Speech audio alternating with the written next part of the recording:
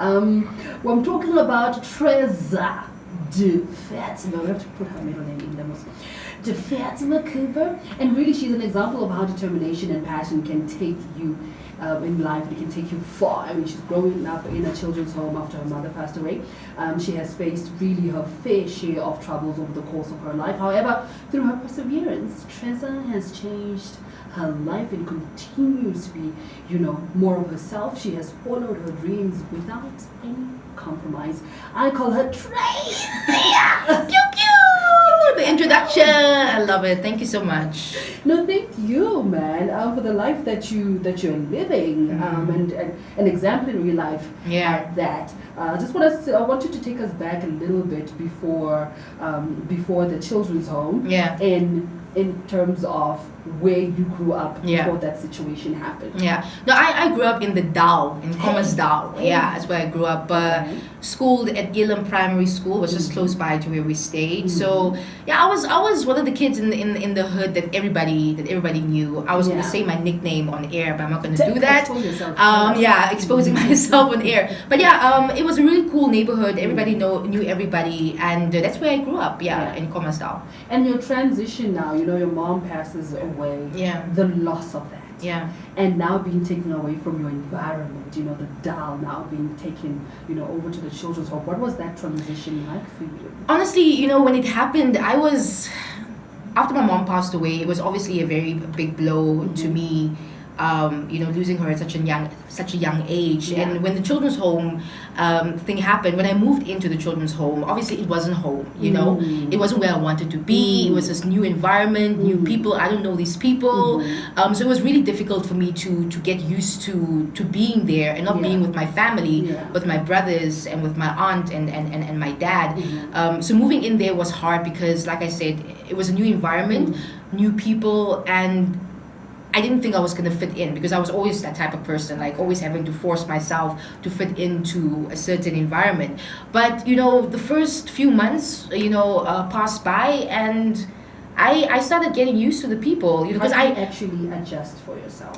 I think, my personality has always just been one where I warm up to people easily, or people warm up to me easily. You know what I mean? So that's what happened. I was this girl, this light-skinned girl in the children's home, and everyone was asking, "Who is she? What does she do?" type of vibe. And the house mothers specifically, they were really very much involved in my life. Going in there, telling me things are going to be okay. This is your new home. We're going to be your family, and things are going to be okay. And seeing the fact that you are going to be taken care of, these people really do mean what they say. Definitely. Must have been easier for you to transition in. So I know you have to be there until you're 18. After that, the anxiety of I'm going to be on my own now. Because people have a support system, Treza. I know at 17, 18, after high school, I have someone who I can turn to and be awesome. Oh, can you pay for my studies? Oh, can you do this? Oh, can you do that? But you had to pick your own self up. How did you do that? Like transitioning out now, like I'm on my own. What's next for me? No, it was actually very nerve-wracking for me because all my life I've always had people around me. There was never a point where I was on my own, by myself. So the transition out of the children's home wasn't really difficult because luckily for me, I got to move into one of the house mothers' homes in Commerce Dao. So she's like, no, you guys can go stay there, just pay like a certain amount every month. And obviously from there, things happen, boyfriends and love and, all of those things that come with growing up and getting older. So at some point I lived, with a boyfriend and it didn't work out and I moved around a couple of times until I finally found my own place in Vanaheda where I'm staying currently. And honestly, living alone is so freeing, it's so freeing. It does get lonely, obviously, it comes with its downsides as well, being alone and living alone, but it really is freeing to be in my own area, my own environment, and just being able to write music and play music loudly and just zone out on that and stuff like that. So moving out and living on my own, I think that was like for me a definite showcase of the children's home and everything it taught me, cooking for myself, you know, all of that stuff. Because luckily for us, all the kids in the children's home, everything was done for us. You know, there was no point where you had to worry about food on your table or clothes on your back, you know, because everything was provided for us in the home. So I was very privileged, you know, to have that. And also from that, it came my personality is where I am now as Treza on 99 FM. It's all stemmed from there because I got very involved in extracurricular stuff in school. I was head girl in my high school. And also very surprising because also again I didn't think I was a leader type of person, but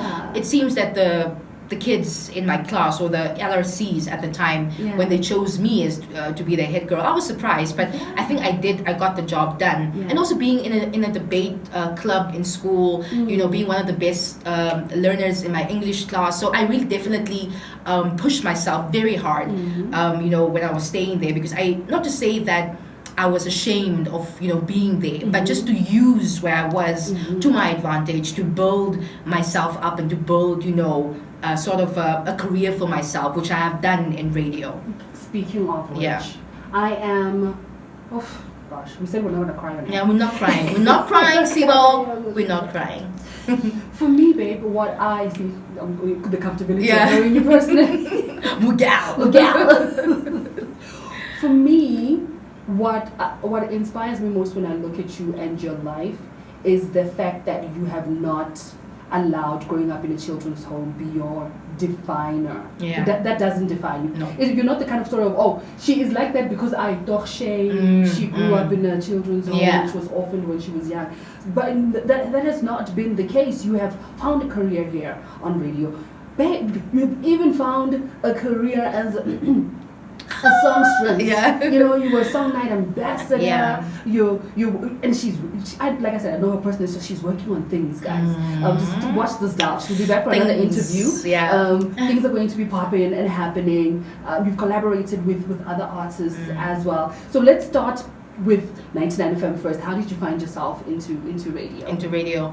Well, it all began back 10 years ago at UNAM Radio, where I was studying at the time. And honestly, I always tell the story when I say it was never my plan to be a radio presenter. I just walked into the studio, I auditioned, and as they say, the rest is history. So I built from UNAM Radio. I obviously tried to get myself into other radio stations, and I moved to community radio station and to another commercial station until, you know, I got to 99, and it's always been my dream to work here. You know, I've always wanted to work in 99. I auditioned some time ago and I didn't get in, so I was like, maybe I'm not good enough yet to work there. So I feel like I working at other stations kind of prepared me, you know, to work here at this amazing, you know, workplace, amazing people, and just an amazing working environment where, you know, where we can grow and be creative. Here's what I am hearing you say as I'm piecing the two stories together. It's not so much even with other radio stations preparing you for this. I think it's also the person that you are that you step it up. Because this story that I did not know of actually sounds very, very similar to how you got on to Song Night. Because at first at Song Night they were all like, the voice is not there yet. But then you worked and you worked and you worked. And I kept going back. Until you were good enough and you know, qualified enough to not only be on that stage, but actually be an ambassador. A whole ambassador for the entire for a year. Thing. Let's talk music now. How did you realize, like, I have the pipes up? The pipes. I can do the things up. I can, me too, I can record music up. Not just shower things and things. No, surprisingly, before my mom passed away, I actually found out that she could sing, and I never knew that about her. So before she passed away, she sang a song once in the living room, and I also would sing in school and in class. A friend of mine actually in high school would always sit at the back of the class and sing. At the time it was No Air by Chris Brown and Jordan Sparks. So I was Chris Brown and she was Jordan Sparks. And so we would always like sing the song in class, and the kids in class would always be like, you guys have beautiful voices. Why don't you guys like take it, you know, on seriously? So from there I took part in talent shows, you know. It was always covers, never really original music. So it's only now, I think 2 years ago, when I started now writing my own music and recording that. So the voice definitely has developed since talent shows in university, and since going to South Africa also for a competition where I won a couple of medals and things, you know. So it's all been about, you know, throwing myself into the deep end and trying to, you know, see if I can swim, you know. And if I can't swim, I know a Siba will be there to pull me out, you know, but like asking for help there in the deep start of the pool. But yeah, it has definitely been not an easy journey. I won't even lie. This is not me saying that it has been easy. It definitely has not been an easy journey since my mom passed away. It's been hard, you know, to become the woman that I am today in terms of, you know, being a household name in radio. I would like to say that having been to other 3 different stations, actually 4, including 99 FM, I would like to think that, you know, I've built sort of a name for myself in radio, and I think that it's something I'm proud of to say that, you know, it's a career. It's a full-fledged career. So if in the next 20 years or 30 years, God willing, and I'm still alive by then, I would want to look back and see, oh wow, so there I was at almost 30, you know,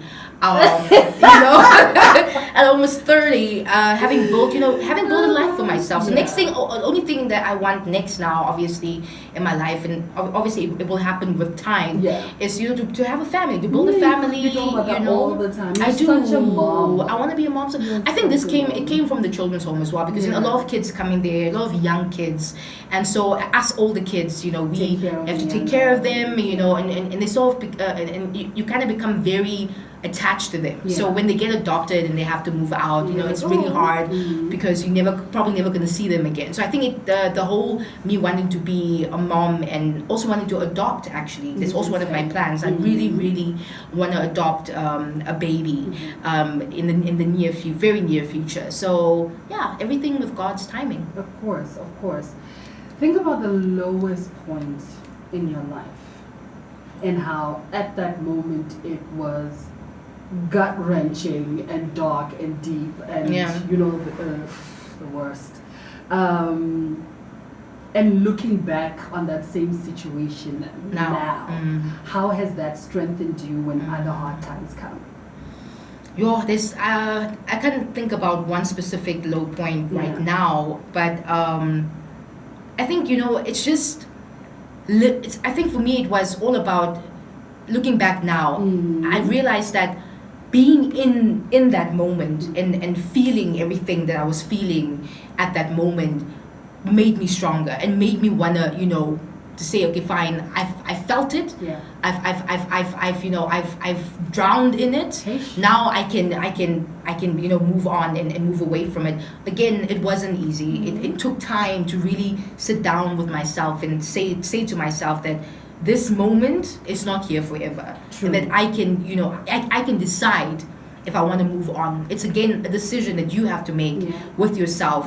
Do I stay in this moment and you know, and wallow in this moment, or do I take this moment and let it help me become a stronger woman at the end of the day? And it really did do that, you know. A lot of things, love, relationships, I can go on and on about it, but you know, all of those things really taught me that you and you alone have the power to change a situation that you're not happy in or happy with. It's really up to you to want to leave it. Exactly. So you need to physically, mentally, emotionally want to leave that moment to move forward. And it happened for me, and I'm grateful for those moments because they really did make me a stronger and a better woman today. So what is next for Treza Cooper? Well, I don't know. The future is so, it's really, I wouldn't call it bleak. That's actually a very wrong word to use. But the future is bright. Let me rather say bright. I'm excited for the future. And my music also, like you mentioned, that there is music coming, guys. It's happening. It's gonna happen soon.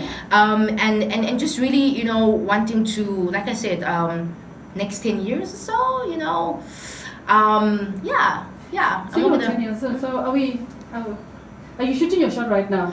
You know, if there's somebody listening right now, if you're listening right now and you're also looking for your person, maybe you're my person, I'm your person. You never know. You never know. You never know. You can get a hold of Treza at 0613834483. That's 0613834483. I am playing her matchmaker. Send me the folder, send me the file. I got you. We'll screen it, we'll blind date.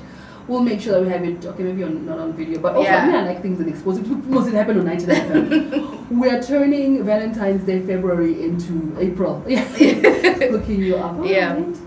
Thank you so much for the interview, man, Miguel. It's always weird for me to be on this side of this table, but I feel like, sharing a story like this, and especially for other kids who are also orphaned and who might feel like there's no hope. Trust me, there is. There is. It's really just up to you to want to move forward. So just do that. Tell yourself that this is not the end of my story. It's not the end of my story. It could just be the beginning of your story. So continue writing that story. Yes, you continue to do the same. Thank you for being an inspiration. Thank you. It's an absolute pleasure coming into the office and having you here. Also knowing that someone misses me when I'm not around. Also that person is me. I miss her when she's not here. makes me feel like I talk. I'm a person, man. I add value to the other people. You do, Miguel. So honestly, thank you for being a colleague of all colleagues. That's my favorite word. I know. The one Afrikaans word that I just abuse. It's word. So that was Treza Cooper, acclaimed singer, on-air DJ, and she just talked us through her journey of not just growing up in a children's home, but really surmounting and rising to the best version of herself and the kind of life that she wants to live. And she's still doing that to this day and forward. So I hope the story and her story was an inspiration to you too.